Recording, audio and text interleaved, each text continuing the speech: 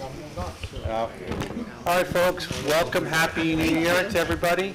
Welcome tonight to the Town of Mount Pleasant Planning Board meeting, regularly scheduled for January 7th, 2026 at 7:30 p.m. First up, we have business items, minutes from the 12/15/2025 Planning Board meeting. Any questions or comments on those minutes that were done for 12/15?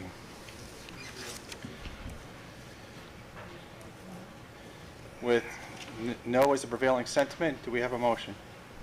Move adoption of the meeting minutes from 12/15/25. Motion from Eileen, I'll second. second from JD. Walter? I abstain. I didn't attend that meeting. Jean? Aye. Eileen? Aye. JD? Aye. Steve? Aye.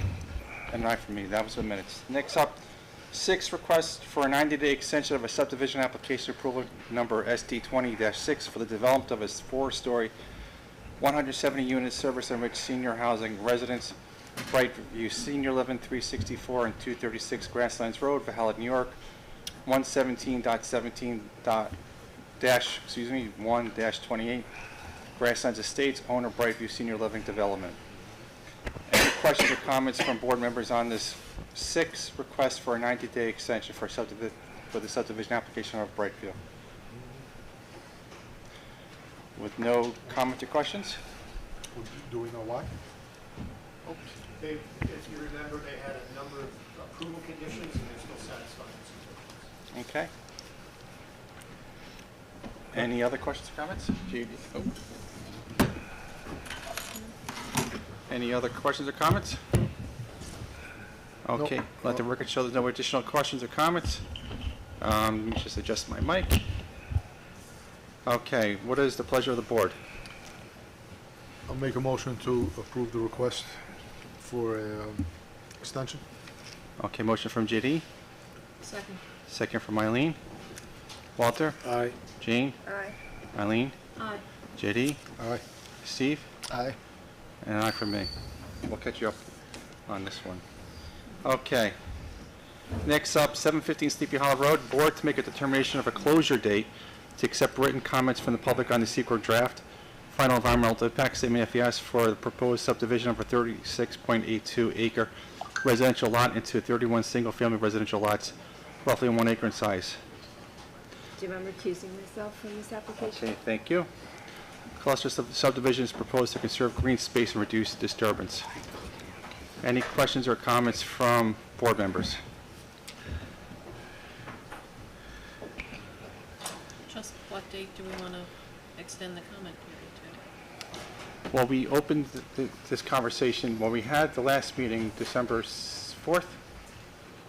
So that means we should do at least 30 days from December 4th, so we can pick a date from there. We could pick a date next week, we could pick a date whenever we want to pick it.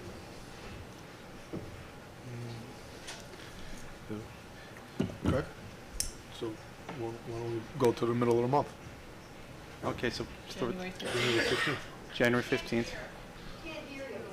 January 15th. They're saying they're proposing January 15th. Okay. The FEIS wasn't released at the end of the month. We didn't do anything on the 4th. We didn't make any kind of decision. Okay, I'm not going to go back and forth. We're just doing deliberation up here. This is not a public hearing. Let me finish, please. Last meeting got a little bit out of control. Okay, we have to make sure we follow decorum. We have to make sure we follow decorum. We have to make sure we follow decorum. This is a public meeting with public people, but it's not a public hearing. So we're trying to deliberate when we can do this in the most expeditious and efficient manner and make sure that the public has the opportunity to provide their feedback. This has been open since December 4th. This is highly unusual. This is highly unusual at this point of the juncture to have public comment. So we are going to have plenty of time for public conversation, public hearings, and things of that nature. So this is not the last time we're going to talk about this application. Then please move up. Okay. Okay, so next up, so what is the conversation? So we have a motion. We have a motion. Do we have a motion? January 15th, do you hear that? We have a motion January 15th to close the period for public comment, written comment. Second. Do we have a second? Mr. Chairman, you may want to then indicate if, when you accept the FAIs, there would be a public hearing on the FAIs. Yes. So once we once we get to that point, we will have a public hearing. Do we have a second? Yeah, there was a second. There was a second, John second. JD, I'm sorry, here. Okay, so Walter, Aye. Jane, Recuse. recuse, Eileen, Aye. JD, Aye. Steve, Aye. oh, I'm sorry, John. An aye from John, an aye from me. Okay, next up, new public hearing. Proposed 16 Skyline Drive, change of use, warehouse office to pickleball, paddleboard business, potential adoption of resolution pending closure of the public hearing. Application PSP 25-10, location 16 Skyline Drive, Hawthorne, section block lot number is 116.11-1-3.1, zone OB6, owner RMD 14-16 Skyline Drive LLC. Applicant is Damian Finley, engineer architect, Al Engineer and Dolph Rockfield Engineering Division. Good evening, Chairman, members of the board. My name is Diana Kolev. I'm with the firm of Del Bello, Donnell & Weingarten, Wise and Whitaker, and I'm the attorney for the project. We also have here tonight Jeremy Frank. Damian Finley could not be here tonight, and we also have the representative for the tenant, which is Kevin Kay. So as I know that you've seen this application before, but we were before your board previously, before the opening of the public hearing. This site was originally approved in 2023 for two one-story warehouse distribution buildings, 14 Skyline and 16 Skyline Drive. Excuse me. Yes. It's a new public hearing. Oh, thank you. I'll make a motion to waive the reading Sure. of the public notice. Motion from Sorry to Jane. interrupt. No, thank you for doing that. Motion from Jane, Second. second from Eileen. Walter, Aye. Jane, Aye. Eileen, Aye. JD, Aye. oh, John. And then we have Steve at the end, thank you. Aye. And an aye from me. Okay, thank you very much for the interruption. Sure. So now that the public hearing is open, as I mentioned, this was previously approved in 2023 for two one-story warehouse buildings, 14 and 16 Skyline, together with driveways and 109 off-street parking spaces. The buildings are now fully constructed. Building 14 is in use, and it is it's currently being used as a warehouse distribution center. So the application before you tonight is to change the principal use of Building 16 from a warehouse to an indoor recreation facility consisting of 6 pickleball courts and 4 padel courts to be open 7 days a week from 7 a.m. to 10 p.m. The use is permitted under the zoning code in the OB6 district as an indoor recreational facility, and the site will accommodate the existing 109 off-street parking spaces, will accommodate the anticipated I'm peak. sorry, can you just, we're trying to have this discussion over here, so we're hearing. Trying to make sure that the record. Yeah, and we're hearing you over here, so try to, thank you. Sure. Proceed. Sure. So it will, the existing off-street parking will accommodate the anticipated peak parking demand of this facility of approximately 16 parking spaces. So we did submit the application in October. We then supplemented it with a memorandum in November. We were before your board on November 17th for an initial presentation. And at the meeting, the board considered the application and directed that this hearing be scheduled. We then submitted on December 1st a letter responding to comments from the board and from the memoranda that we received from your planning consultant and from the town engineer. So it was a pretty comprehensive, responsive memo. Together with that letter, we also provided a traffic evaluation that was prepared by Colliers Engineering, which supplemented the traffic study that was done for the site in 2023. And that evaluation concluded that the traffic generation for the proposed use is comparable to the previously studied warehouse use and is not anticipated to require any mitigation beyond that which was included originally for the two warehouse buildings. And also in response to your inquiry, Chairman, we provided a safety plan memorandum that talked about the anticipated demand on local emergency services, which we concluded would be minimal. There are safety measures that are going to be in place, on-site safety equipment, incident preparedness training, and just the usual emergency sort of preparedness that would be in any commercial business. Because pickleball and padel are low impact, non-contact activities, we're not expecting anything beyond the usual uses, commercial uses. We're here to answer any questions that you might have, any further questions you might have. I understand that there is a resolution that is before you that you may want to consider for approval. So we're here. Okay, thank you. And thank you for the public safety research or findings. Okay, any questions or comments from board members? Okay, let the record show no further questions or No, I comments. do have one question. Oh, okay. Previously, we discussed about a light being installed on 9A, Oh, a traffic yes. light, and the last time you said Verdi Electric was in the process of installing this light, but to date, I haven't seen any functional light there. Sure, so you can give an update. The poles have been installed. The wiring and signals are to be installed over the next week or two, and then kind of just needs to power it up. The poles are up, but the arms and the fixtures are not. That'll be installed over the next week or two. They just got slowed down with the holidays. And the memo that was received from Colliers did address that, and that the purpose of the light was to address the existing traffic. It's not anything, any additional traffic that's being added by this use. The light is intended to improve the existing condition. But is that it? That will be a condition It for, was a condition of the original approval. Yes. And again, because it wasn't project related, it's not a condition of this project, but it's a condition of the prior approval.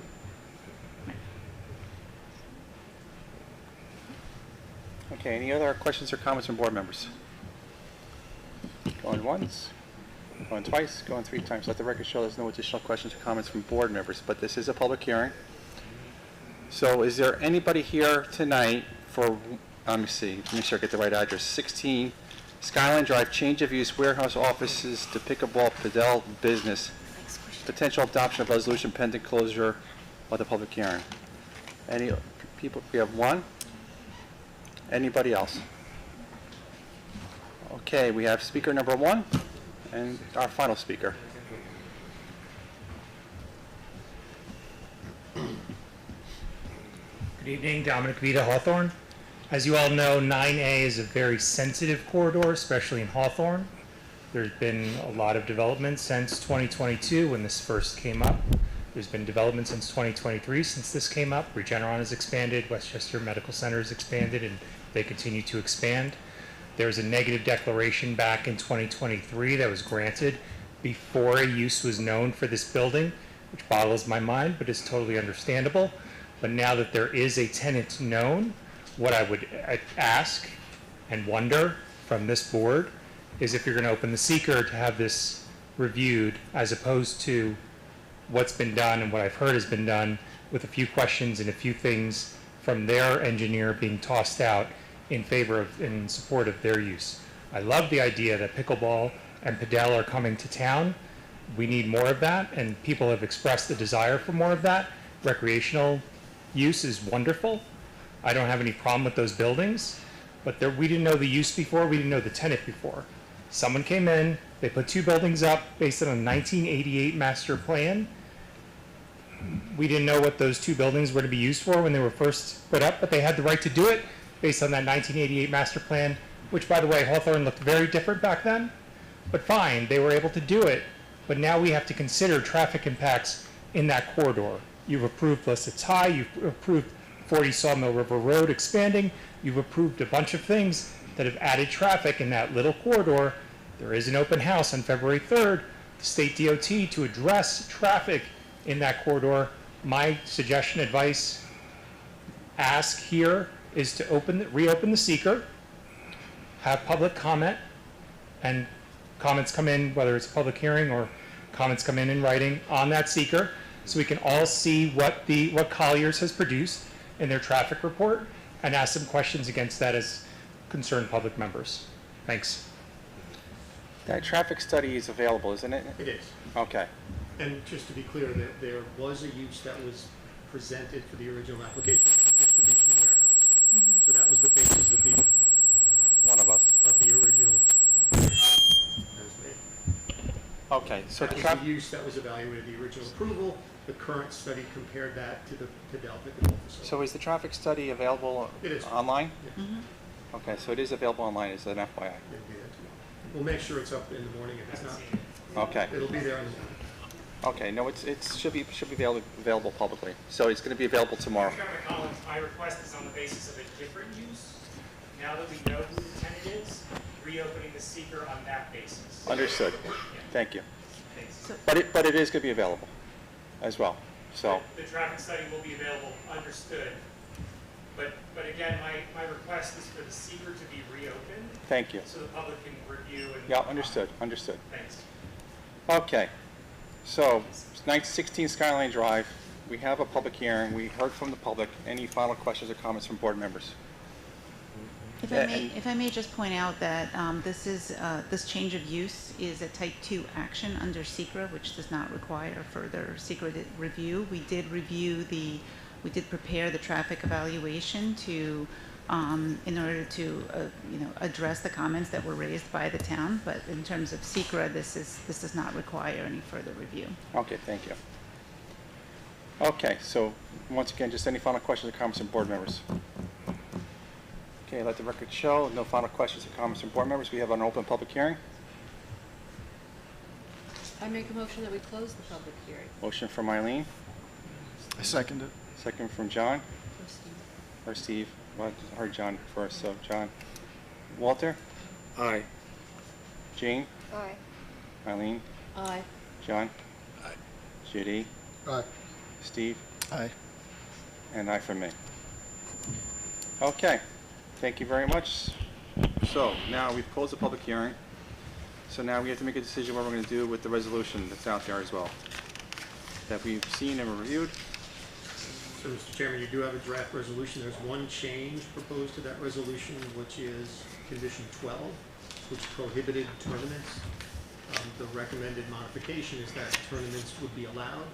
This is a club, so they would compete with one another, but spectators are prohibited. Okay. So the adoption of the resolution as amended. Okay, do we have a motion on that? Motion from John, Second. second from Eileen. Walter, Aye. Jane, Aye. Eileen, Aye. John, Aye. JD, Aye. and Steve, Aye. and I for me. Okay, next up, 170, oh, I'm sorry. Thank you very much. Thank you. Next up, 174 Arthur Avenue, legalize existing accessory apartment on first floor of residence. Application accessory apartment number PAA 25-03, location 174 Arthur Avenue, Thornwood, section block lot numbers 106.19-2-37, zone R10. Owner applicant is Steve Thomas Herzberg. Thank you. Yes, good evening, Stephen Herzberg, So- applicant and resident. So so this is new to you. So last time you came and you spoke to us, now you're speaking to the public. So you went through the process explaining that you bought a home and you're making an apartment in the Yes. basement and all of that kind of stuff. So you're going to address the public this time. Sure, So it's pretty much the same thing, just a little bit more of a conversation to the public, and then we can go from there. Okay? thank you. So just explain what you're doing. I'd like to make a motion to waive the reading of the public hearing. Oh, first. thank goodness I have good teammates. Okay, motion from Eileen. Second. Second from Jane. Walter? Aye. Jane? Aye. Eileen? Aye. John? JD? Aye. Steve? Aye. And I from me. Okay, so you're just going to do the same skill and drill, but you're explaining it to the public. Thank you. I'm the owner and applicant at 174 Arthur Avenue. We purchased this house in 2024. We have essentially an in-law apartment on the south side of our house, and we want to legalize it as an accessory apartment as of right. So it meets all of the requirements by the town guidelines. And we're just going through the process of submitting to the planning board and having these additional public hearings, and then going to the building department and making sure that the plumbing, the electrical meet the current code, and then applying for a new certificate of occupancy for that space to use it as an accessory apartment. Okay, so this particular application, he's doing what is right. He's going through the process of going through the legal accessory apartment path of legalizing a space in the apartment. And space in the, it's not really an apartment, but there's a space in the house that he wants to legalize. So that's the right path to go through, and I hope more people do go through that path to legalize them the right way. From my understanding from the town, it has checked all the boxes, that all the boxes meets all the compliance, so it meets everything that it needs to meet. So now we're at the point we're presenting to the public. Is there anything out there that we should be aware of that would make the decision of the board go one way or the other? Before we speak to the public, I just want to ask the public board one last time, any questions or comments? No. Okay, no more questions or comments.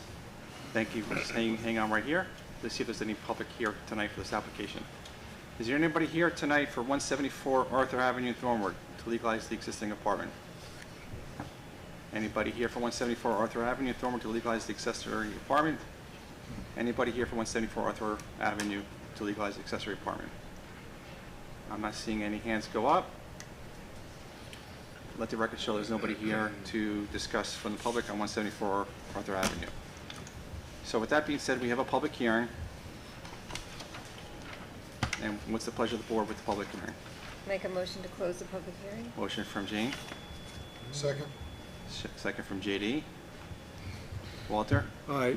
Jane? Aye. Eileen? Aye. John? JD? Aye. Steve? Aye. And an aye from me. That's it, you're done. You need to direct the preparation of the Oh. resolution. I make a motion that we direct the Oops. town consultant to prepare a resolution of approval. Motion from Eileen, Second? second from Jane. Walter? Aye. Jane? Aye. Eileen? Aye. John? Aye. JD? Aye. Steve? Aye. And aye from me. Now you're done. Okay. Thank you very much. Good evening. Have a good night. So we're going to now go over to another public hearing. Item number 3, proposed 273 Lakeview Avenue, Kensico Cemetery habitat restoration and the development of a recreational pathway for cemetery visitors within an approximate 5-acre portion of the Kensico Cemetery parcel. Application wetlands number W24-04, location 273 Lakeview Avenue, Valhalla, Kensico Cemetery.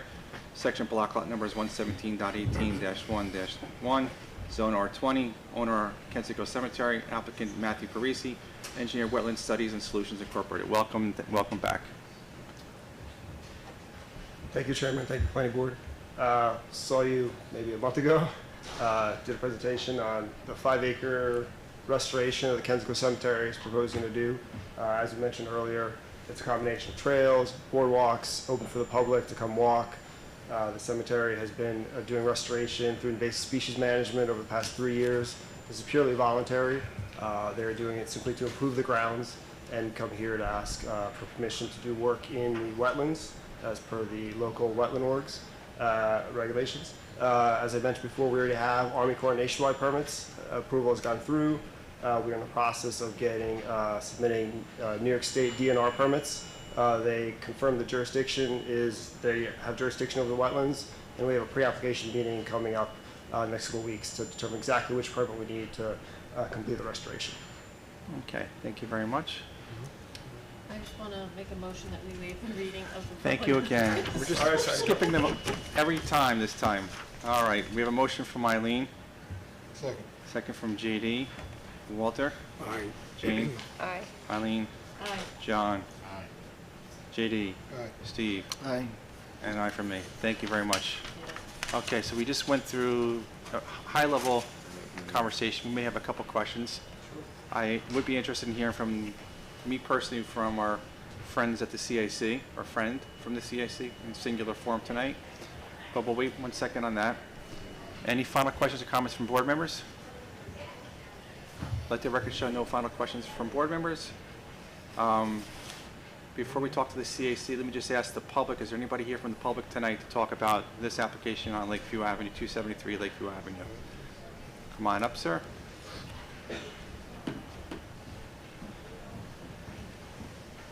It's the other thing I came here for tonight. I think this is a wonderful idea.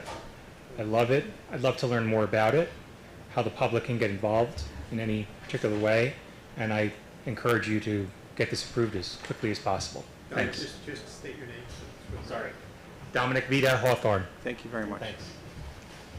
And now our friend from the CAC, who has been providing very good insight into this application. Good evening, Stephen Cabby, Conservation Advisory Council Chair, and I'll be almost as brief as Dominic.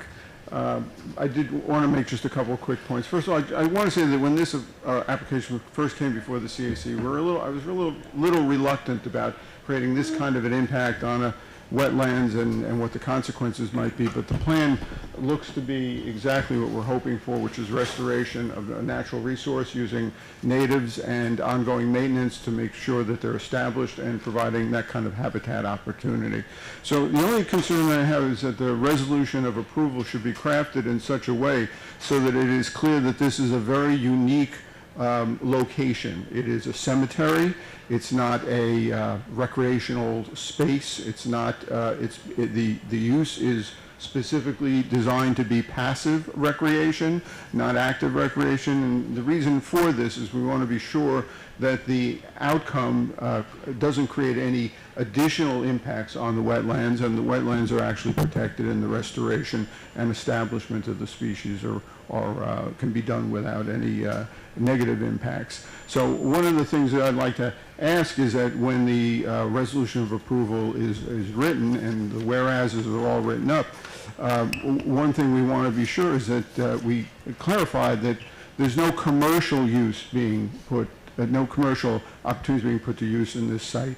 So for instance, we want to be sure that we're not setting forth a process where a restaurant or a catering hall could have a wetlands on their site and say, you know, let's turn this into a wetlands amenity and put a boardwalk up, and so, you know, it doesn't become a free-for-all. There's a very unique situation with this specific site. It's a cemetery. It doesn't have a large volume of traffic, physical car traffic or anything like that. It's a place of peace and comfort for people, so the idea of having any kind of intense activity would be extremely limited. And what we want to also be clear about is that, I guess that's my mic. What we also want to be clear about is that the application, that the approval, rather, the resolution of approval specifies the restoration of the site, the removal of invasives, the ongoing establishment of new plants and native plants, so that it's clear that the reason why a plan like this, with these kinds of impacts on wetlands, are being done because there's a positive outcome, which is the restoration, as I said. So other than that, just at the risk of being repetitive, which is never a problem because it's good to underline things, what we want to make sure is that we're establishing a process where an approval is granted because of the very unique character of this site. It doesn't open the door to the possibility of commercial development of wetlands because somebody may say that they want a boardwalk also. And again, that the type of landscaping plan and the very specific way in which the applicant has designed and is continuing to work to eliminate invasives and put in natives is again a unique condition that should be part of the conditions of approval. So what you're proposing is, I think I'd move the mic down because of the noise. But what you're proposing is to distinguish it from any other site in town, essentially, which I think is reasonable. We can craft something to that effect if the board agrees to amend the resolution to include something like that. Okay, as I said, what I just want to be cautious about is not to have somebody down the road say, again, there are restaurants and sites around the town that are no doubt are very possibly adjacent to wetlands and may want to see the possibility of a development for use of that picnic tables, party options, wetlands party. These are not out of the realm of possibility if approvals like this are not conditioned about the specific way in which this site is unique. Thank you. Well, I wouldn't actually go to a wetlands party. I'd be turning them in. No, it's a good thought. We'll see what the board thinks, but I personally think it's a good idea. Okay, thank you. Thank you. And by the way, we think it's a good plan and a good way for Yeah. stewardship of open space like cemeteries. Yep. Okay, so we heard from the public, one member of the public from the, two members of the public, Mr. Vita and the CAC. With that being said, we have a public hearing that is open. What is? Make a motion to close the public hearing. Motion from John, Second. second from Jane.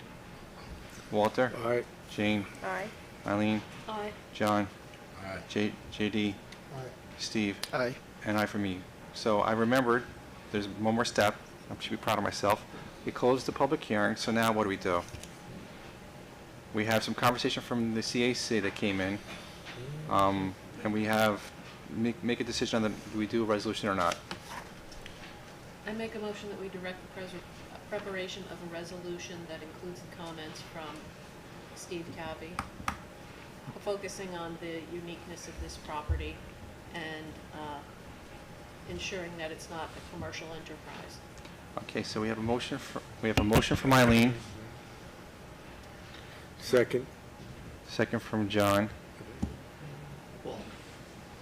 Or Walter. Okay. Sound travels slowly, I don't know. I hear at different speeds, I suppose. Okay, so second from Walter. So Walter, Aye. Jane, Aye. Eileen, Aye.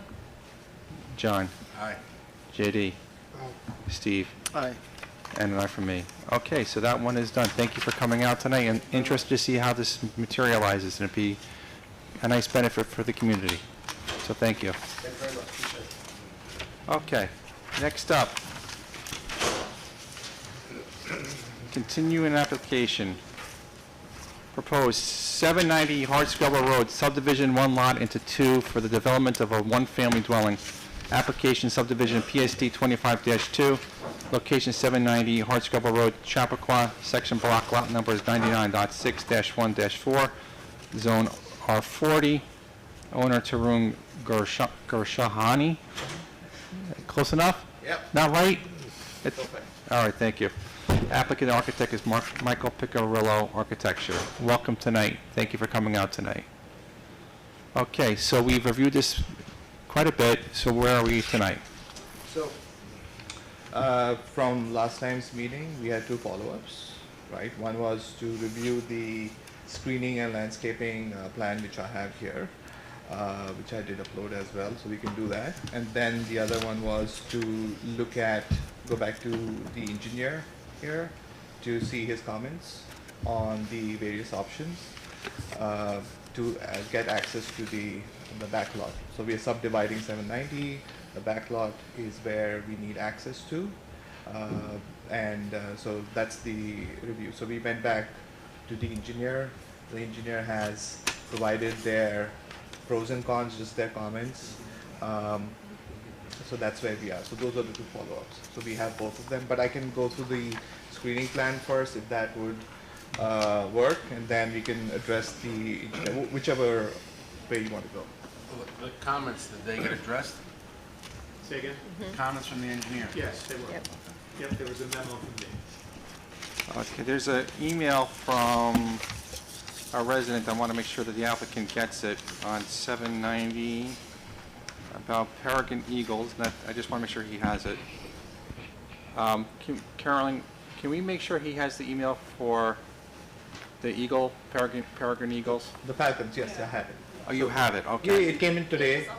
It was uploaded today. Okay, I just want to make sure you have it. Mr. Gropar sent that out Yeah. today before the meeting Yes. to the DEC. So we did the DEC thing, addressed all the DEC concerns last meeting. Yeah. So This is not a critically environmental DEC area. We address the marshland. I just want to make sure you have the email. Yeah, absolutely. So, Yeah. okay. Yeah. Okay, so we satisfied the engineering comments.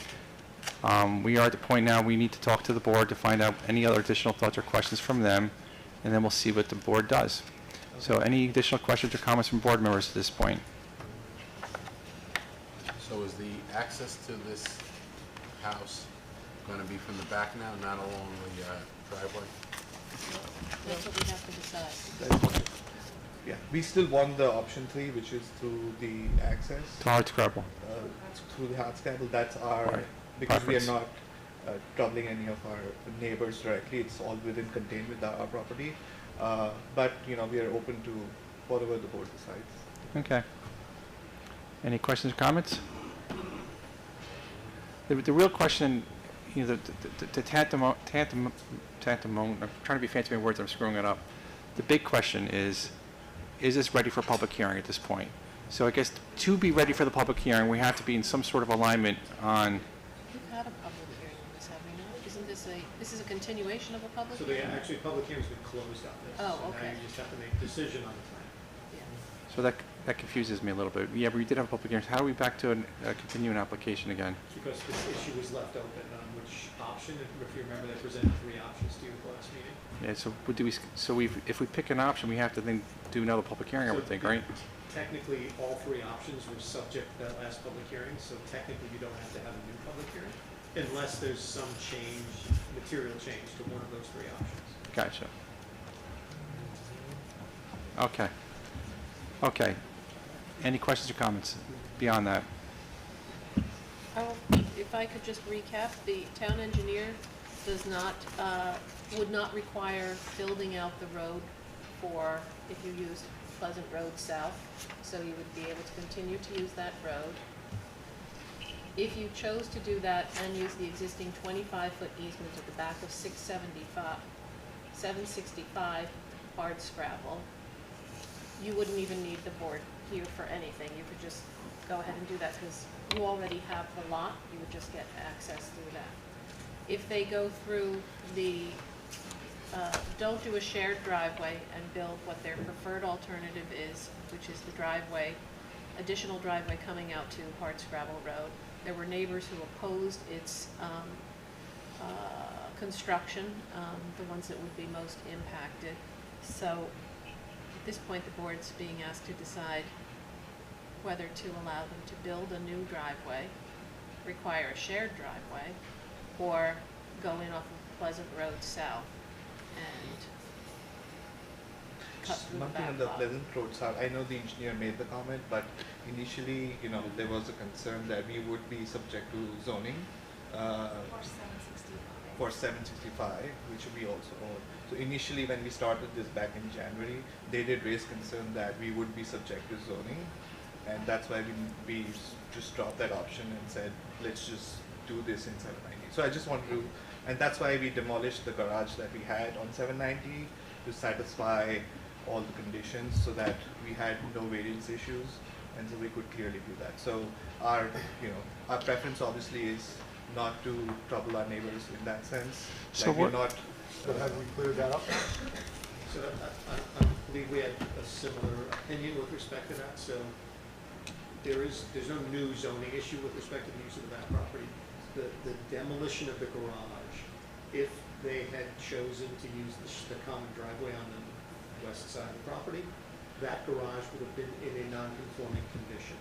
So the applicant elected to remove that issue entirely from consideration. The garage is no longer gone. So that wouldn't be a thing that you needed to consider, the creation of a non-conforming condition. They've eliminated that. They did that with the assumption you would like that alternative. You may choose a different alternative, in which case they demolish the garage unnecessarily. So just for my clarification, we can approve option 1, which would be to use Pleasant Road, which is already on their existing property. Right. And they're gonna create an easement along the back of the property, on their own existing property, which is less impactful to all the neighbors. So It people doesn't come, impact the neighbors. I know there's people here to hear this Less application, impact. just move on up. Oh. And just speak it to your mics if you can, thanks. Yeah, two different neighbors, so the neighbor in the back would be impacted by that. the neighbor on the side would be impacted by the new driveway with the shared driveway. But that seems the least impactful solution. It's an existing right-of-way. Right. The one in the back, correct, Jay? Yeah, the one in the back. Right. Yep. So I know we have, this is a little unorthodox, but I'm going to propose just having, it's not a public hearing, but I know we have people from the public here tonight, and I feel a little like we're not really settled yet on what option we're going to do. And I would like to hear from the public briefly. So if we can just, be concrete and specific, and just be clear. The board can only make decisions on facts, not emotions. So just present a few facts, and we can help us guide our conversation. So come on up, one at a time.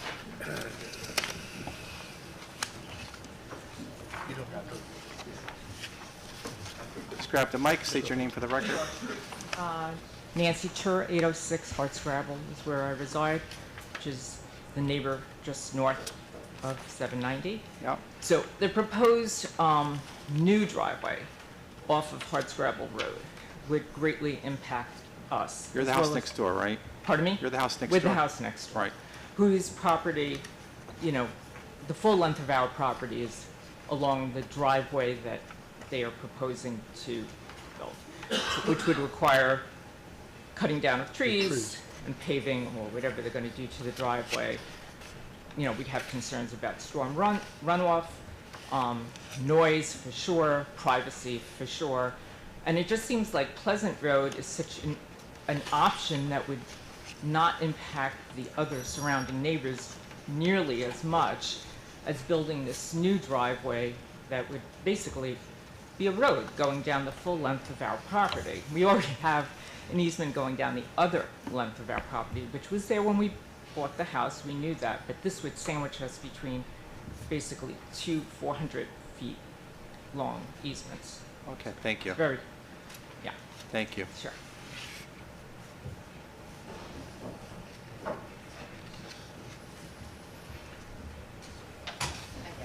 Colleen Gropa, 793 Hartscrabble. Is it So I'm- 793? 793, so I'd be Thank you, right thank next to with the property being built.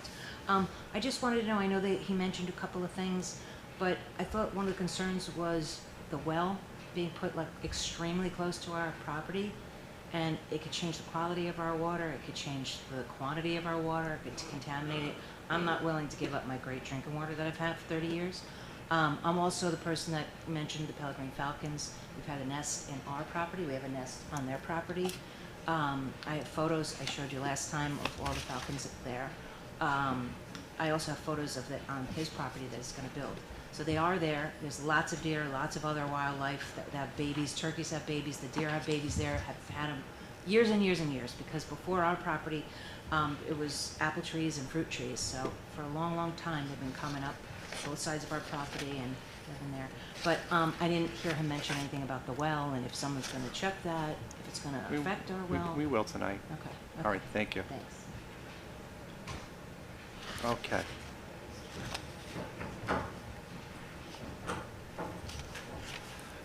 Hi, my name is Willis Duran. I'm at 763 Hartscrabble Road, which is a property immediately downstream from the property being built. Thank you again for the opportunity to speak with you today. First, want to reiterate that I am not objecting to the development of this property. I just want to make sure that it's done responsibly and in consideration of a few factors. One is because I reside at the back of the property, it is a downstream slope, and I just want to make sure that because I've already experienced basement flooding and my soil is chronically saturated with water, I just want to make sure that any construction done anywhere by anyone is responsible and takes into account that if there's any drainage or water movement in the area that's already compromised, I want to make sure that it doesn't get worse and that it doesn't compromise the quality of our lives or the quality of our neighborhood or the quality of the wetlands behind my property. And so with that, I do have a few kind of specific asks. Like my ask is effectively that that there be like an independent analysis to understand site-specific stormwater and like drainage analysis to ensure that there's no adverse impact to my home or the environment behind me. So That's probably just to answer that question, so the town engineer has been extensively involved in this application and every application, and they do look at all of that stuff as part of their job. So Site specific. Site specific. Site specific. Excellent. And it's the applicant's obligation in constructing the road, driveway, house to capture all of the increased impervious surface areas. They're obligated to capture that on their site and detain any storm water that increases that isn't able to infiltrate into the ground. And they will have a and the stormwater town management and the town engineer, he's a good engineer, and he takes it very seriously because there has been an increase in rain for whatever reason, and flooding and things of that nature, and the town has had parts of town that have had increased flooding. So it's a big conversation point with the town board, as well as us, as well as the town engineer, and as well as everybody in town hall. So but there is a specific engineer within town hall who has looked at this application, as well as every other application that comes before this board, and it's a big conversation and will continue to be. Fantastic. Can I ask a quick follow-up question just Absolutely, to that point? Can I ask if it considers beyond just kind of the storm runoff, if it also, because a basement is subsurface, can I ask if it also considers subsurface flows of water? They look at everything. Okay. They look at everything. So that's, I mean, he's a licensed engineer, that's what they do. Got it. So if they ensure basically, if I'm following correctly, the town engineer kind of certifies that there's no adverse drainage or flooding impact to a downstream home. If that's true, then I feel that my concern is addressed. I just want to have on record that that is in fact the case. Okay, thank you. Thank you. And just to clarify that, Mr. Chairman, so it is the assurance that this project will not result in it. So they're not going to fix your existing flooded basement. Right. But anything that this project creates will not impact your flooded basement. So to speak. And that's just on record that's been Yes. true. Thank you. In fact, it's the law of the town. Thank you. Yeah. Okay. So can we just address the well conversation? So they were, so Department of Health has already come in. They did 3 separate sites. The one that eventually will be chosen, obviously they looked at everything. They did the tests and everything. So there are 3 different sites that are can work, but they did make sure that there's enough distance between their well and the well that will be eventually chosen. So Okay, thank you. yeah, it's Department of Health is involved. So has the location been chosen yet? No, Or it's they're- still with the Department of Health? Still with them. And that would change depending on the plan we chose, right? So the issue is not the viability of the well, that's a health department issue, and they would not be allowed to create a well unless it met the health laws requirement. The issue is the geometry of the site. So there are setbacks around the wells within which they can't do certain things. That's the site planning challenge with respect to this. Okay. Okay, any other questions or comments? I feel like we know what all the issues are, and we just have to Or pick a direction. we have to, So what I think you would do at this point is select a direction, which is your preferred alternative. They would return to you with that plan, which would then get the final review based on the well location and all that information, before you would then consider the approval. So I would propose the Pleasant Road option as that being the least impactful. any other questions or comments? Ask a question?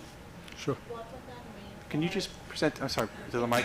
Yeah. Thank you. What would that option mean for the zoning for 765?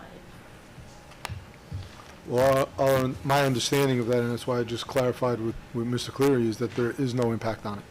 The zoning remains the same. There's no change to the zoning. We're not taking land from 765 in order to create this? No, the right-of-way that JD is speaking to is a separate parcel than the back parcel. So it would not remove property from that parcel, based on what we understand is that option. So that's why you would have to give us that option to verify. That's what your plans have shown us, that it would not create a condition, but give us that final plan and verify. Yeah. Yeah, I went up there to this. We've been talking about it as option number 1 tonight, but I don't know if that's official. It's option 4. Oh, it's option 4, there you go. Just Pleasant Road, Pleasant Road South. Option 4. Yeah, Yes. I would call it the Pleasant Road option. The numbers are getting too, once we start going to, 4 and above, we lose it. Okay, so we have an idea, or is that a formal motion, John? JD? Sure, I'll make that as a motion. Any other conversation? We have an open motion, we don't have to act on it right now, but we do have a motion on the table. Any other thoughts? I don't have a strong preference. I feel conflicted because that's a lot of houses coming off of Pleasant Road, which is a very narrow roadway. So I am conflicted about it, really. For me, I'm thinking if they choose that option, they don't need us, because they're only with us for that flagpole, right? Yep. So they wouldn't even need to come back to us and explain wells, they'd just be dealing with the building department? Using the existing right-of-way to access their own rear property. But it makes logical sense, though, it to makes me. a lot of logical sense, and And it that's what takes they us were out of planned the in the equation, and we don't have to subdivision, make that decision. Because that's why that was the way it was That's to what begin it's with. In the first place, yeah. Is the public hearing still open? No. No. And just the caveat to that, I mean, is if they were to choose to modify that lot line between the 2 lots to create a more buildable property in one way or another, that would require you To be involved, right? But if they left the line as it is, it's a buildable. All right, so let me just ask, any other questions or comments from board members? Because we have an open motion on the table, we haven't acted on it yet. Does anybody want option 2, 3, 4, 5, 6, 7, 8, 9, 10? Okay, I agree with JD's plan. okay. Okay, so we have a motion on the table. Was that a second, John? Yes, a second. So we have a second from John. Okay, so I'm going to go through. So, Walter, Just to clarify, this is option 4? Yes. Okay. Say aye. Well, wait, let's clarify that before we go on. then we have the screening option, so we have to, Who were they Is that screening? even- Well, screening In was this a case, big- that was for option 1. well, there's, Hard there's scribble. screening in the rear, though. For the back Again, property. so that was the point, if you select an option, they would bring that plan back to you, and that's where you discuss Okay. screening or any of those Okay. modifications. But do they even need to come back if they're doing something as of right? What I would suggest is they would not. However, there's been so much at stake with this, it would be a good idea for us to see the plan. Maybe we could put that into any resolution that we make tonight. Right, and you may not have to act on this, but you've been curious about it, so the plans that the building inspector reviewed, probably you should see them. Yeah. Okay, Sorry. so, no, that's a good question. So that would be, Yeah, so this would be the screening. yeah, yeah. So we're just deliberating up here, folks. Just give us a second. I mean, by going with that option, we're taking it out of our hands, which is what it's intended to be anyway. It was already planned for it to go that We way. shouldn't have to weigh it on. So, This is the so, motion through the seven. what are you thinking, Jane? We're talking this one. I like option 4. Right, Which so is coming down. There's 2 Pleasant south. Roads. Okay, so we're, And James, So you would coming like this to way see the screening on that that they've property. suggested? We can convey that to the building inspector, obviously. Yeah, they can, yeah, that's It's- fine. okay, so we had a motion from JD, we had a second from John, and then we had, This Pleasant Road with right, so we're at Walter, then we went to This Jane, is so Jane, you would be the That- next one up. No, So the we other have an one aye. we just had, Okay. So John? Aye. that shows that, John, The can I exist- have the map? Sure. Okay, so So it's- now we're going to Eileen. this Pleasant Aye. Road, and this is already, this right away is already existing. JD Aye. and Steve Aye. and I. Steve, it's the blue And an line aye for on me. the left there. This one. That's Okay, the this one that's is option. where we are Okay. tonight. So it's option 4, or the South Road, whatever you want to call it, there's different names for it, but that's where we are tonight. So with that being said, let's give them clear direction so they know where we are. So I see well, yeah, I see that, and we are figuring it out too, yep. So deliver what option 4 is tomorrow, whatever, to Carol. we'll review that. It may be that if that's what you want to go with no change, it would not require this board's action, it would simply be a building permit.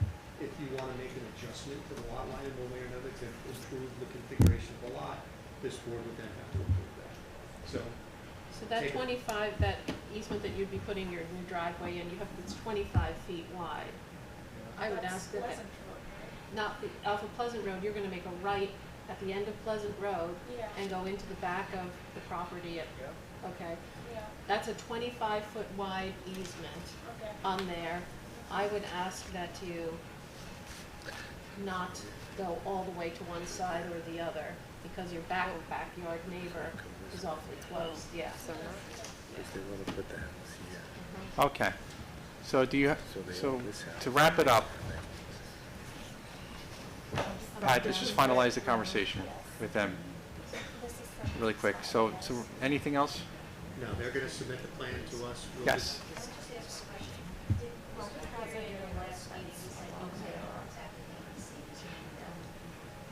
So with respect to, so no, your letter to the DEC is what is triggering their response. We don't have juice. So as long as the question is presented to them. Okay, so one thing we shouldn't do, folks, one thing we shouldn't do is, I'm sorry, it's just a matter of formality, we shouldn't have sidebars up here. So if you talk to the board, but just talk to them from over there. So, any other conversation?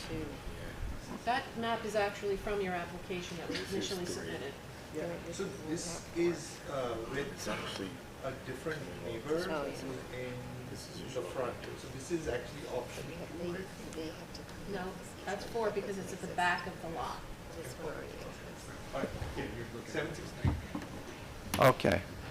All right, that's it for this. You guys are settled then, right? As long as you don't have to go back. As much as we love you, but. Okay. Thank you. Okay, thank you very much. Okay, next up. I wish more applications and neighbors worked like this and had conversations rather than arguing. Agreed, 100%. Okay, next up, new application. This means it's a brand-new application. We haven't heard this one before. 108 Bradhurst Avenue, subdivision of one lot into two. Application subdivision number PST 25-7, location 108 Bradhurst Avenue, section block lot numbers 117.17-1-15, zone R20. Owner is John Pooney. Applicant architect is Domofsky Architecture. Welcome tonight, Mr. Domofsky. And when you get a moment, just state your name and all that for the record. Sure. Good evening. My name is Steve Domofsky with Domofsky Architecture. So we have one option actually for the subdivision. It's not enough. Come back when you have more. Right. Right. So it's actually a 2-lot subdivision on a property that's in an R20 district. It's the property's about 1 acre, just over 1 acre, is about 43,000 square feet. This is the existing site plan. The existing house, there's an existing house on the property that's a little orange square on the right side, and there's an accessory building on the left side, which is a big old barn. And the area around is a driveway, an asphalt driveway. So what we're looking to do is remove these two buildings, remove the asphalt driveway, and basically subdivide the property into 2 lots, which will, again, be in an R20 district, and they will, they'll both be conforming in size to the R20 district. They're a little bit over. The property sizes are 22,800 on the left side property and 20,900 on the right side property. So they're over the 20,000 square feet, well within the code.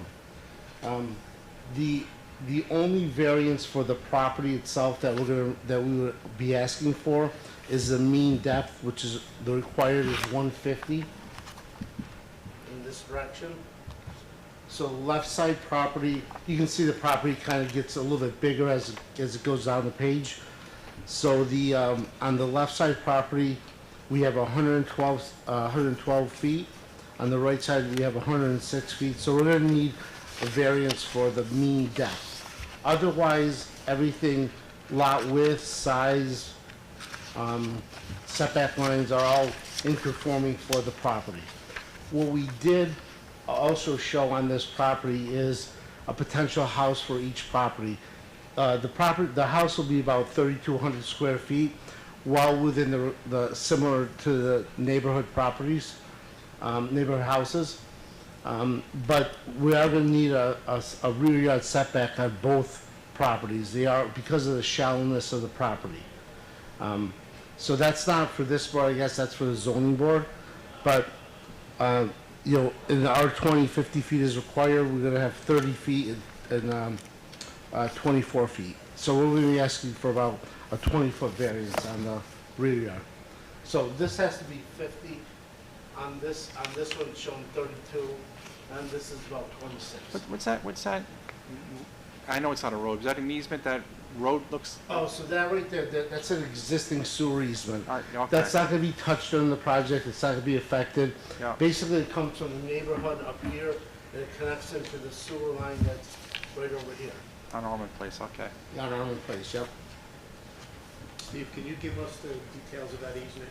Make sure there's no restrictions or limitations on it. I got your comments, we'll get all the information for the easement. I got, just a quick aerial view. This is, you can see the, this is Armand Place, this is, Bradhurst. So the empty property is right over here.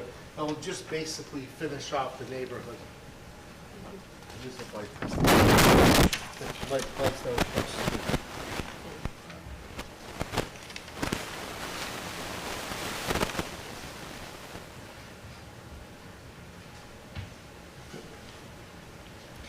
So on the left-hand side, this parking lot is Whitedale? Yeah, yep. Yep. So we are eliminating the one single family, that tiny little house on Bradhurst. We're eliminating that. That has street access directly to Bradhurst, which now we're gonna put the driveway on Armand Place, which is a better condition for the house, for Bradhurst itself. So now you're gonna need two curb cuts on Armor Place? Two on Armand, eliminating one on Bradhurst. in that property, the property proposed goes to it's equidistant to number 3 Thomas Place, ending at 3 Thomas Place. So I'm trying to show the parallel between Armand Place and Thomas Place. So where number 3 Thomas Place ends, that's where his property begins. If you go to the Similar, next door, yeah. right? Similar. Okay. Yep. So the adjoining property owner would be 3, and then number 1 Thomas Place. So in kind of what you're talking about, Mr. Chairman, is it really will continue this as a neighborhood. I mean, it will kind of form the neighborhood into a typical street corridor environment. Yeah, I know the property pretty well. I drive by it almost every day. Yeah, it'll be better. On my way to work, so. Yeah. Okay. There's no steep slopes, there's no wetlands. You know, there is a slope on the property. Armand Place starts high on one side and it goes down. In our area, there's really no effect for that slope. It's very minor. I don't think there'll be any impact to any of the neighbors, any of the houses, the road. Well, there's gonna be 2 driveways on Armand Place, right? Yeah. So that's just, that would be a slight impact to the neighbors, right? But it is what it is. I'm not sure it's an impact, but it will be a Oh. consideration, yeah. Yeah, it would be, Chairman, I think with respect to that issue, so the real benefit is eliminating the driveway that's now on Bradhurst. Yeah. That's a big benefit. Yep, agreed. What we would look at is the proper siting of those driveways to make sure they're not in conflict Yeah. with the driveways across the That's, street. yeah, that's where my And mind was we'll going. get that diagram But this to is you. a straight level road, so Yeah. there's no site distance issues. Yep. Yeah, because that entrance onto Bradhurst is not the best entrance Yeah. that you have there, which it was probably good 50 years ago. Right. But not now. But not now. And just to remind the board, this application was in front of the planning board, I think maybe like 10 or 15 years ago, John? More? Longer than that. I've been here since 2011, and has been here since maybe then. a little bit more. Maybe when you were young still. Yeah.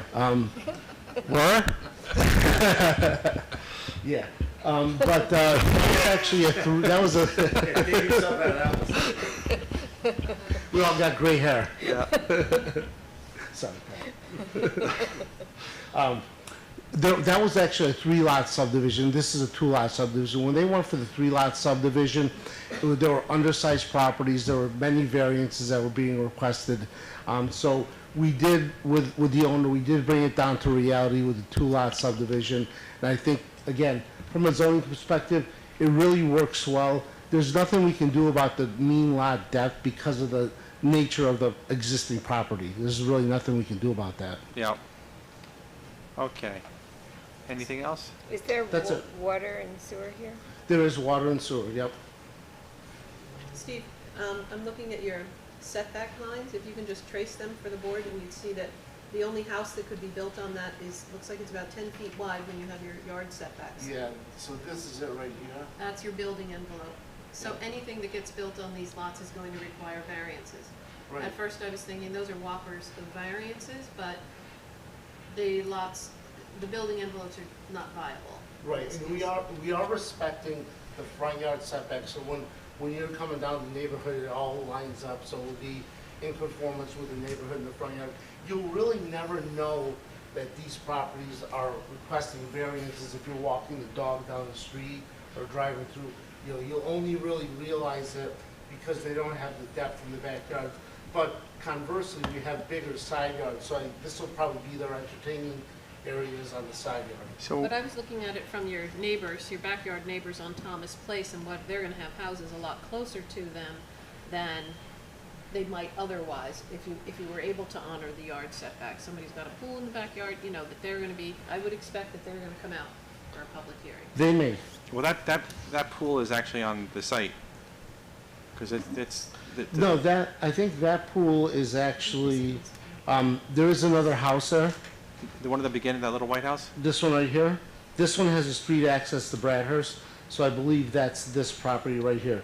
And this empty land right here belongs to this property right here. Yeah, that's the same owner, right? Yeah, So yes. I'm sorry, I got confused. So the White House is staying. This is staying, this one's going. The one on the corner here is going, Okay. but this is all of the property. Right, so this house, the little White House is going. Yep, The house that's next to it, I think that's sold recently, that's staying. that's staying. And then behind that house, there's a pool. And that pool belongs to this house. And that Right. house actually is gonna have, since that little house is going, your house is going over more. So they're gonna have they're gonna have a view of nothing there, there'll be no house to, you know. Yeah, that's true. Yeah, It's a nice- yeah, Right. Okay. And you're set back from Bradhurst, which is nice. yeah. Yep, we'll be set back from Bradhurst. Okay. So we need to do a couple things with, you do, at least for the zoning board, right? Yeah. So do we, So first, we have to deal with seeker, so designate your intent to be lead agency with respect to this. So Okay. Do that. Make a motion to, designate the board as lead agent? lead agent. Okay, motion from John, I'll second. second from JD. Walter? Aye. Jane? Aye. Eileen? Aye. Marcus Gucci? John? All right.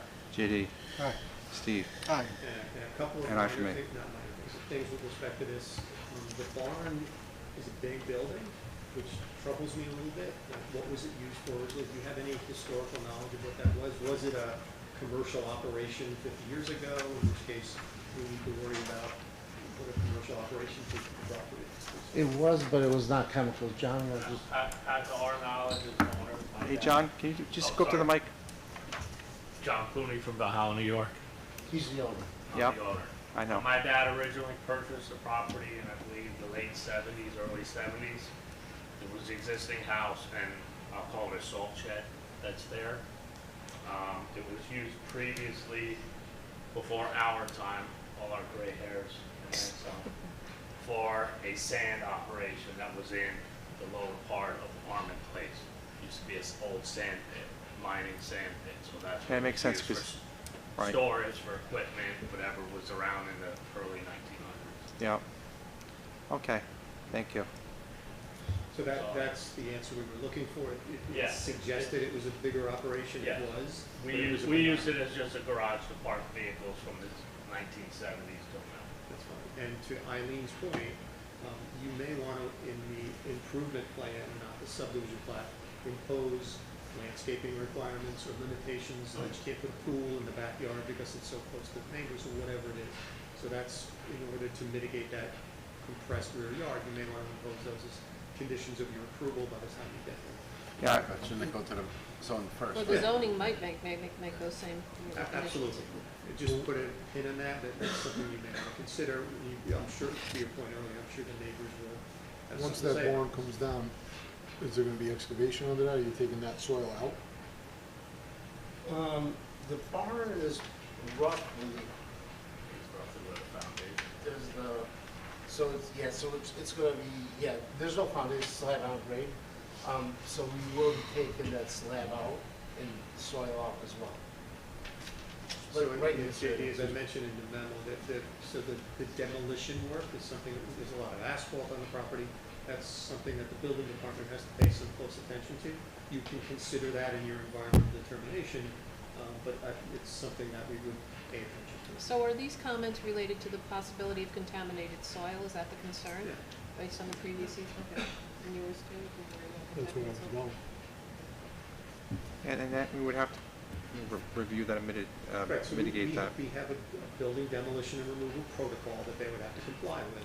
If we had a sense that the property was used as an oil storage facility or something like that, we would request a phase one analysis to be done that was part of your environmental determination. Yeah. The fact that the history of it is relatively benign, it's not a you issue necessarily, but it is a building permit issue or a building department issue. Yeah, and then we would take input from town staff and hear what's going on over there. And we have protocols with Right. respect to that, so they have to do it in accordance with, so the building has got asbestos in it, all those protocols apply. Right, that's down the road. Yeah. That's down the road. Yeah, Okay. for the demolition, we will have to get a soil test, a demo test, Yeah. asbestos report, all that good stuff. What's next after the secret? Or We do we can- do it already? So if you're comfortable with the plan as set forth, you can make a referral to the zoning. Yeah, yeah, So you always have the option, you can have a public hearing first, to get Yeah. public input, and then make the referral, you can make. I think we should send them, I personally think we should send them to the zoning board and let them come back to the planning board once the zoning board does their thing. The only reason that I would agree with that, Mr. Chairman, is that there really isn't an option. It's this or nothing. Yeah. Basically, it's not like the prior application. Yeah. So they can't reconfigure this in any other way.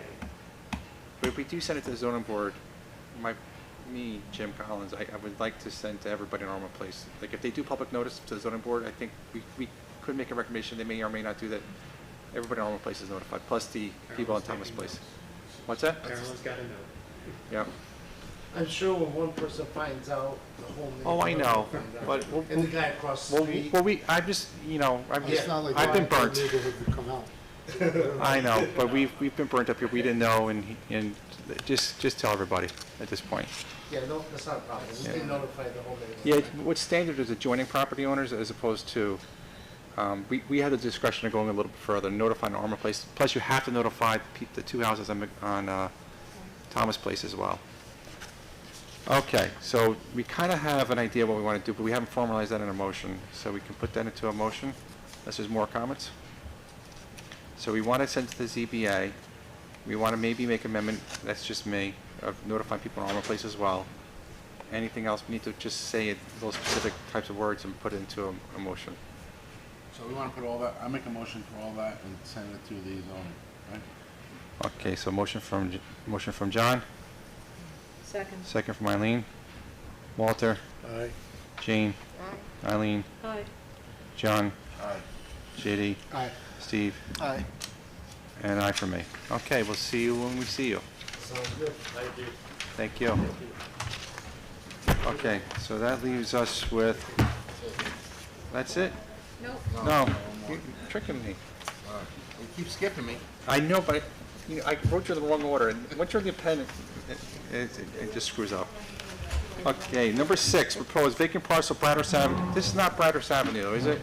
No, so it's actually, when the tax map doesn't have an address, it just says 0.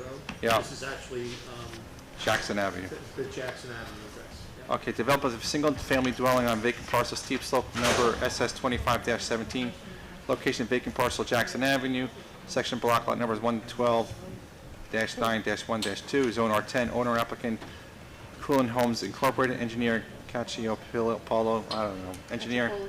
Thank you very much, PLLC. This one we are a little familiar with. This is, we've had conversation on this site before with Lawn Green. It's that lot that was next door.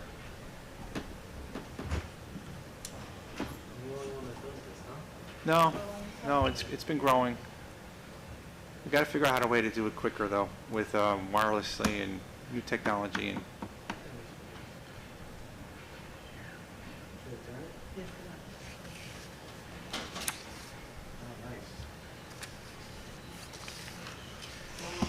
Welcome back. Hey, bud. I guess it's adjusting. Do we want to move the stand? Can you do me a favor? Can you just pop that stand over? The stand right in front between us and... Thank you. Sorry to ask you, but... No problem. Okay, good evening, members of the board. Greg Cacciopoli, engineer on the project here on, I believe it's 346 Jackson Avenue. It's a vacant lot. We are proposing to construct a single-family residence on the lot. Here, let me put the proposed plan. Here, which would involve some disturbances of steep slopes in order to access the property and do some construction, mainly in the front portion. So here on the previous page, I have a overlay here of some steep slopes with the proposed construction. So mainly, the disturbances are due to the construction in the front yard to access the property or the garage, and it does dip a good amount. So we do have some retaining walls that we need to construct and some regrading that needs to happen in order to keep the driveway slope to a minimum. That's really the point of coming up with the fill. There's no wetlands. We do have some tree removals that are going to be required in order to construct the home.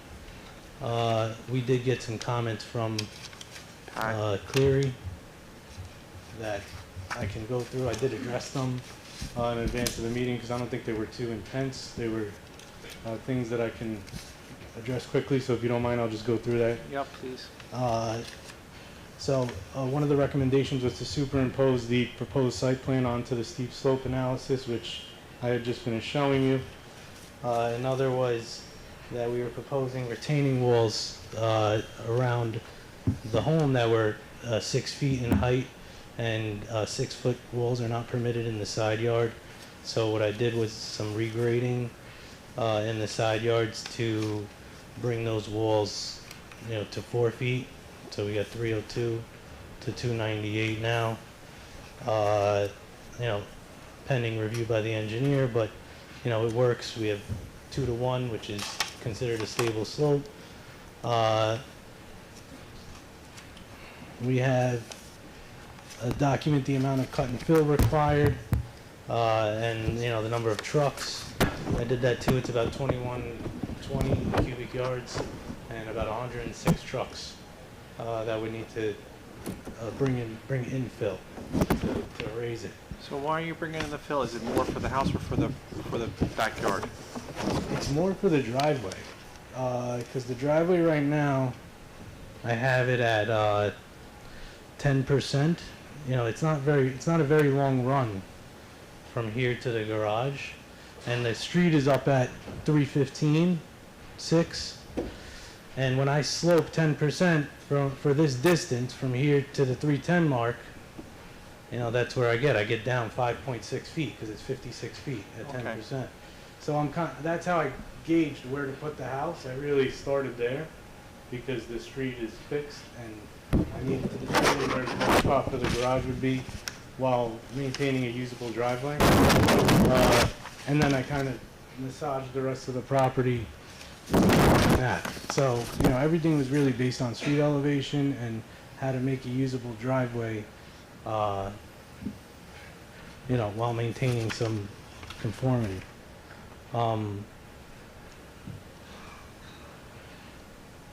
So another document how the proposed retaining walls on the west side, right, of the property, near the property line adjacent to the residence on Jackson Avenue will impact drainage flows and stormwater management. So this comment is really, was really in regards to this side. I do have some proposed contours that were kind of heading this way. And I think the goal is to manage that water and make sure that it doesn't cross over the property line. So what I'm proposing to do is a swale in between the property line and the lower wall, which these arrows represent flow path. And you know, the swale would bring any potential runoff that would try and go in that direction out to the back and flow as it always did down toward Brighton Avenue. The visual impact of the walls should be addressed. Yeah, I didn't put together a landscaping plan, but I don't think, we're certainly not opposed to that. I think it's something that we can definitely come back with. We'll need that. Yeah, a landscape plan to help screen the walls. The 8 trees being removed and document the density factor. I did a calculation where we you know, we're well in conformance with the tree ordinance. The required density factor is 12, and I have like 49.6 existing density factor after construction. So that's in compliance. And that's it. That was the comments from Cleary for this particular review. Okay. Any questions or comments from board members? I got a question on drawing 2 of 6 on your submission. Just out of curiosity, it's called a play area. What is that? Yeah. Honestly, the surveyor picked it up. Maybe it's a neighbor using it as a play area. Like maybe there's mulch there or something. I'm not exactly sure what it is. It's very dense up at the street, so I wasn't able to like, you know, go deep into the lot. But at least at the time that I visited it, so I'm not really sure exactly what that is. Does the owner know about it? What that is? Only as part of the survey. So it hasn't really been discussed with him yet. If you as look to- at the survey, Walter, there's a perimeter around it. It looks like it's the neighbor's play area that they put on this vacant piece of property. I don't think there's a fence there, so they just I'm assuming they just belong to their property. Or thought they were gonna get away with putting a play area on this guy's property. Yeah, that's. So I guess ultimately, So when, as you know, the final condition of any of our approvals is an as-built plan that gets picked up, then it would be eliminated. Or they would buy the play area and assume that it's their play area. It would be resolved. Could there be an adverse possession issue here? If he didn't, I'm sure he doesn't want to tell his neighbor that, but yeah, that's a condition where if that were there for 10 years and they hadn't been noticed, they have a claim for that. Would that need to be cleared up though before we move forward? No, it's not, so that's a private issue between the two property owners. So we wouldn't care whose play area that is, if it's lot A or lot B, we don't care. But that would have to be clarified one way or the other, and if they want to fight about it, it's their fight, not ours. Yeah, that would have to be done before they come back before us. Yeah, so the issue conceivably, JD, is that if an adverse possession claim was filed and that territory was transferred to the other lot, it would affect the area of this lot. But this lot is so oversized to begin with, it probably wouldn't have a material effect, but it would be a change. That's why that final survey is necessary. We'll get it cleaned up though. We'll definitely come back with something next time. Okay, just an idea. I always liked this idea going back, I think, to 2017. There was a house on Prospect Avenue, number 44. They just built it, and he had a steep lot like that, and he actually had to struggle with the driveway, trying to figure out how to do the driveway. I'm not suggesting, because that's not my job to do it, but just an idea. The drive by 44 Prospect Avenue. He did remember he did the the bridge. It actually came out nice. It's worthwhile taking a look at it, and everything goes in on a level. He was doing what you were doing, and then the steep slope became an issue for him. He figured out how to do this bridge. And he was in California, saw it was common in California, and I have a picture of a street view here, but you can see how they just did this bridge here to the front driveway. Interesting. So it's not my job to tell you how to do your 44 Prospect? Yeah, it's worth driving by for a couple minutes. Yeah, I thought that was so innovative. It may help you, I don't know. Okay, thank you. So, but other than that, there's not much more for us to discuss other than, yep. May save you a ton of money. Oh, really? Yeah. I mean, bridge doesn't sound like a savings. It's not that great, a few piers, it looks like. It just looks like a few piers. No. Yeah, he was exactly, because he was before us originally with the steepness, and he was trying to figure out how to make it level, and that became his solution. So maybe it'll work, maybe it won't, I don't know. So, Mr. Chairman, this plan hasn't been submitted to us yet, so what we would do is the applicant would submit that plan, get reviewed by Dave. Yeah. Before we took anything. Okay, so there's really not much more for us to do tonight, other than talk about your next steps, which is going to be working with Dave and everybody else. Right. Okay. Okay. Anything else, Pat? I don't think there is, right? No. Okay. Thank you very Thank much. you for coming out. Thank you. Have a good night. We have a motion to close the meeting. Motion John, motion from John, second from JD, Walter, Jane, Aye. Eileen, Aye. John, you're in the wrong order, JD, Aye. Steve, Aye. and me. Aye, all right. Motion carried. Thank you. Yeah. I don't know if this works in this board. Say, all in favor? You could. Maybe you don't have to worry about it. It's a pain in the ass. You guys, something you change the order, it throws me off. You know what, we should come in.